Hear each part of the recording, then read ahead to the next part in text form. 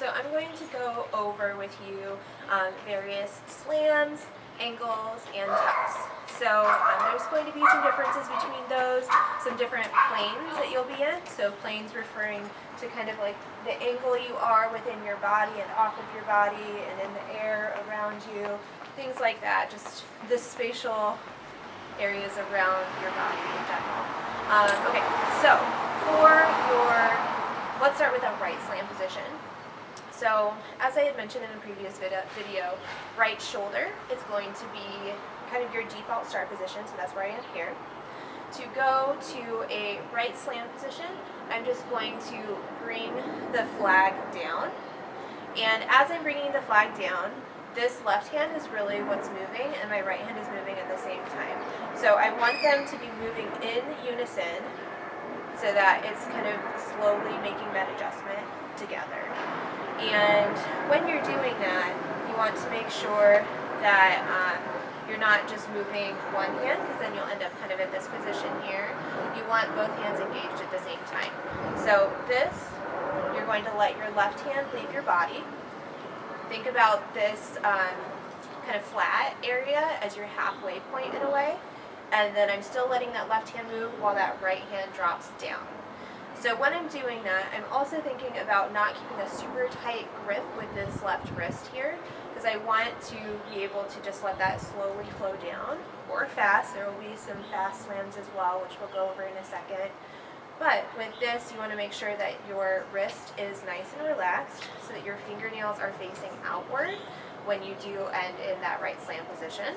And then your right arm, you don't want this to be fully extended either. So if you're not moving together at the same time, you're going to end up in something like this. You want this right arm to also be engaged. You want to have a nice strong bend to it, and you want your arms to be boxed out, is what we call this. So a nice boxed out position, really strong. You want this pulled off of your body, so if I'm looking from the side, I don't have this into me. I'm going to actually have it pulled out and nice and strong. So I'm holding that firmly in place. In terms of the angle on your body, it's just going to be a nice angle from your shoulder, thinking it kind of crossing just over your hip bone here, and it landing right in this position here. So that will have your silk down. This is your right slam position. Now, when you're looking to go into a fast movement, you're going to go from here, and you're going to go into your hip. So when you're looking to hit into that right slam position, you're still thinking about those checkpoints in terms of the pathway that both of your hands are taking down to that slam. But when you're engaging your hands at the end of this, it's going to feel different. So you're going to think about squeezing both of those hands on your pole to give that really sharp stop to your piece of equipment as you're stopping it in place. So I'm here and stop. And that is your right slam. So when I go into a left slam, I'm going to be coming from a different position than my right slam. So my right slam, I will have originated at my right shoulder. My left slam, however, will originate at my left shoulder. So I've got my left-handed tab and my right hand here at the butt. And it's going to be the same type of thing. So we're thinking about those checkpoints in terms of going through flat and then going into this ankle position with both our left and our right hand moving together in unison. And when you're doing that, once again, you're going to keep it pulled away from your body. And you're going to maintain those strong angles with your arms to keep your arms boxed out. And you're going to not have that really tight grip with this wrist here or even this wrist here. You're going to let those fingernails face out by the time you get to that left slam position. And you want this elbow to be engaged so you're not completely straight down here. So it should be pulled away from your body. So from the side, I've got that lifted. I also want to think about, as I'm doing my slams, to not rest the butt on the ground. You don't want that resting on the ground. So if this left arm is fully engaged in my left slam, it will be properly lifted off the ground by a few inches as well down there. Okay, so now we're going to talk about our back slam. So when you're doing a back slam, you will usually start at right shoulder. So I'm here, and from right shoulder, this works a little bit differently in terms of how you want to think of your body. So you want to let this fall against the right side of your body as closely as you can. So you're just going to let it kind of glide behind you and pulling this right shoulder back a lot, and I'm moving that left hand at the same time as well. So letting it really pull down your body. Once again, from the side, both of my arms are really engaged here. So I've got a really good bend to my right arm, and then in my left arm here, I've got a good bend to that as well. And if you're looking from the front, you're actually completely parallel with the ground with how straight this arm is, and you've got a nice 90-degree angle in your arm. So that's something to think about as well as you're engaging in that back slam position. So when I'm moving from that right shoulder position to that back slam, that area that I'm thinking about alongside my body, that's called your toaster. So it's actually thinking about a real toaster that you would put bread in. So I've got my toaster, and if I'm a piece of bread in my toaster, I want to stay within it, and so a toaster is not going to let my flag go all the way over here. If I'm in my toaster, I'm going to need to think really nice and tight against my body, so my flag and myself can be in our toaster together. So that's something, a good visualization that you can think of. If you want it, you can actually find like a wall or a gate, something like this. You'll go to your back slam, and you just make sure that you're not hitting your wall or whatever kind of surface you've got there.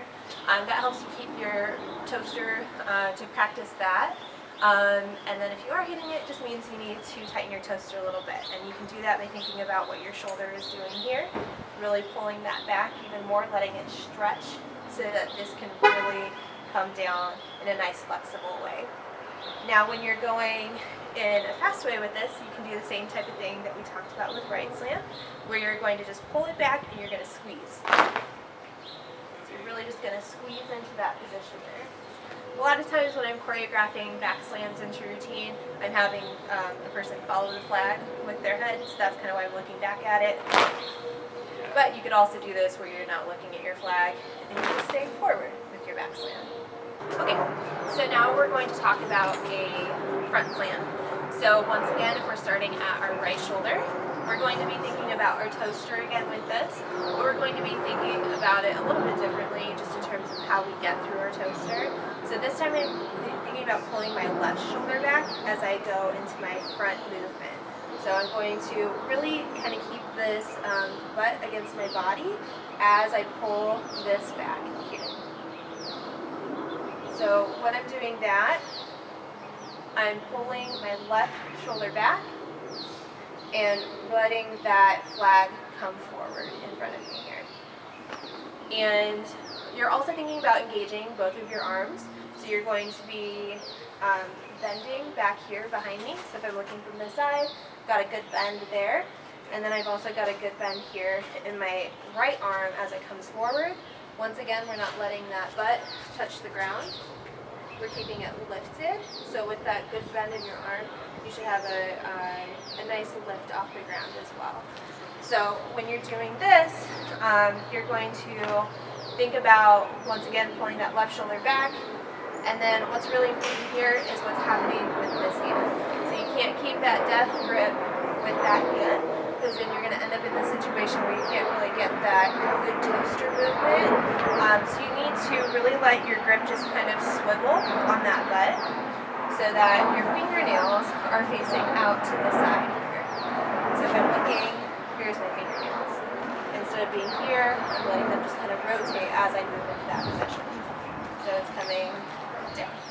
Okay, so when I'm going into my right angle, so we're thinking about a right shoulder first again. Just going to the angle, you're only going to go about 45 degrees. So you're going to think about keeping this right arm engaged. I have a nice bend in that arm underneath my flag. Once again, I'm going to stay really planted here at my belly button. So that's going to be your anchor. You want to make sure that you're not sliding off your belly button as you go into that, so it shouldn't look like this. There will be moments in choreography where you might have this, but that's just not going to be your true right angle. So just keep planted, have that nice strong angle here, and then also just stay within kind of this horizontal toaster if you're thinking about it like this. So you don't want to go forward or backward with this angle. You want to stay in this proper plane where it's just coming right alongside you here. Okay, so now to go to my left ankle, I'm usually going to be at left shoulder to initiate that as well. And so from my left shoulder, I'm just going to once again pull it over to my left side just like you did with the right ankle. And I'm going to keep that left arm engaged. I'm going to keep my belly button planted with my right hand. And you're going to have that good bend. You're just going to pull it off to the side. You don't want to push that plank forward or backward, just to the side of you here, so you have a nice straight line with your body. So there are other ways that you can get to your ankles that aren't necessarily going to be directly off of like my right shoulder. So if I'm in right shoulder and I want to go to a left ankle, you can do that. It's just a little bit different. So you're actually going to push it across your body. So notice that I'm still keeping this left hand planted at my belly button. But when I push it over to the left ankle on this side of my body here, I'm just letting my right hand slide down the pole a little bit so that you can get to that nice 45-degree angle without compromising your body underneath it. So you don't want to go like this. You want to still keep that nice strong body underneath your equipment. And by doing that, by sliding that hand, you'll be able to do that really well. Okay, so also if I want to do a left angle or a right angle from my left shoulder position, I can do that. So normally I would go to like my left ankle here. That's pretty easy from left shoulder. Here's my left shoulder. And I want to go to my right ankle now. So I'm just going to push that across my body again. Once again, I'm letting that left hand slide down the pole a little bit. Some of you might have really long arms where you actually won't need to slide down the pole. But if you have shorter arms, you might need to let that slide a little bit so you can get that good 45-degree angle without your body having to push into it. So keeping that strong body just straight up and down underneath it, keeping that right hand planted at the butt, at your belly button. And that is your other right ankle. Alright, some more angles for you.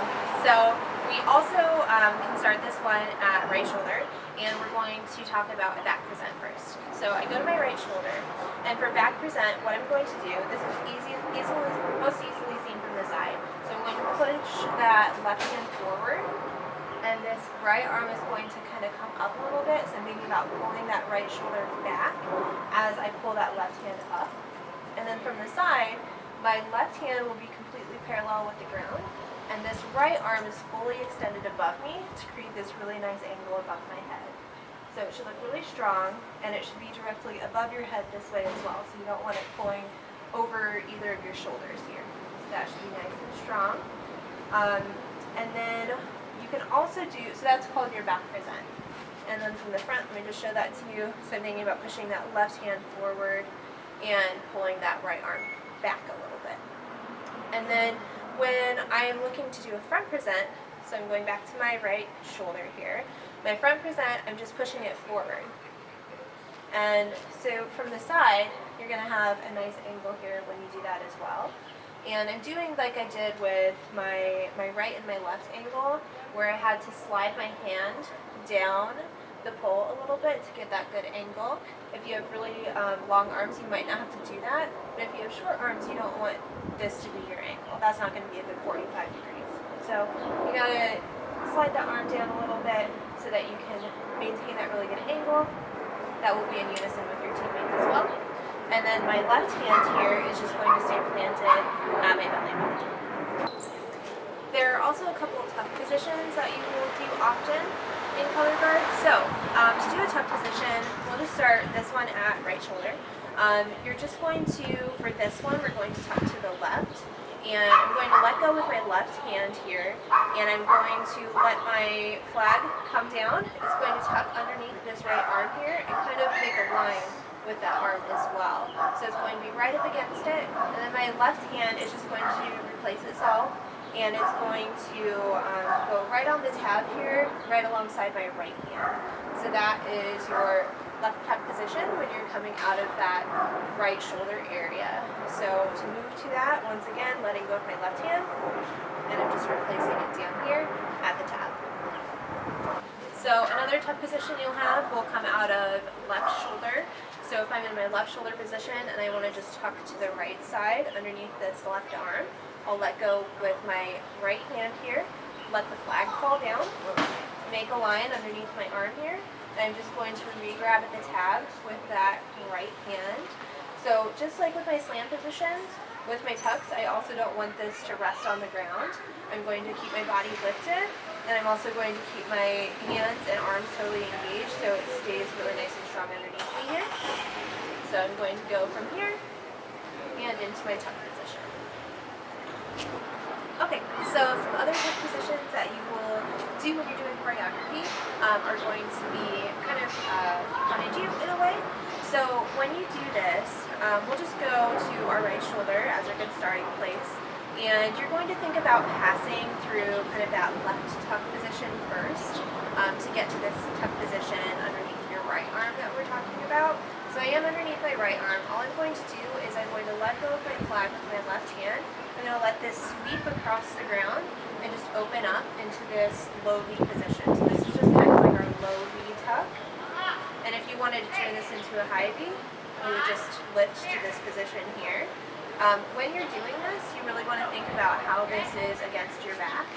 So right now, I've got this really against my shoulder blade. And then when I lift this, I'm really underneath my shoulder blade and tucking it in. When I'm looking to tuck underneath my left arm, coming out of left shoulder, here's what this looks like. So I have my left shoulder here. I'm going to think about tucking underneath that left arm now, just to start this out. And then I'm going to sweep across my toes into this low V position. And you can mirror it here with this free arm on the other side. So with your free arm, you always want to be aware of what it's doing. My default position with my free arm is always going to be by my side, and my fingers are just together here. So it looks like this. You just don't want this like hanging out, making little T-Rex arms, things like that. So when I go to low V, I'm often in this low V position with my arm. When I've got this turned around, you can see that I'm right here with my shoulder blade behind me. If I were to lift this into my high V position on the left, I'm going to be underneath my shoulder blade. And I want this to really hit the small of my back with the butt. Alright, so we're going to talk about flats. Flats with your flag. So when you're looking to do different flat positions, you really want to pay attention to the instruction and specific details being given. In terms of a regular flat, you're usually going to want to keep your arms really engaged so it looks really nice and strong. So if I'm starting at my right shoulder position and I want to just go to kind of your standard flat, you're going to pull this down, kind of like you were going to your right slam where you're thinking about passing through flat. But this one I'm going to stop it right here at my belly button. So it's my belly button height. And you'll notice that I have both of my arms really engaged. I have them boxed out again like we were talking about. So I've got those strong angles here. And I'm not letting this like sag one way or the other. I've got both of my arms lifted and really engaged. Also when I'm doing this, I'm not pulling this into my body. Yeah, I don't want it here. I really want to think about supporting it in and of itself. Just like with my right shoulder, with my right slams, things like that, I have my pinky flush with the butt. I'm not wrapping it. I'm not exposing my marshmallows. I've got some really good strong technique in there as well. And then I'm just staying at that tab position with my right hand. So this is just kind of your standard flat. Sometimes in choreography you will have a flat where your arms are fully extended. So you're down here a little bit more like your waist level or just below that. So that's something that you'll find. Or you'll be at your chest level, maybe your eyes, and then sometimes you're pushing it all the way up here. So just keeping in mind what your arms are supposed to be doing.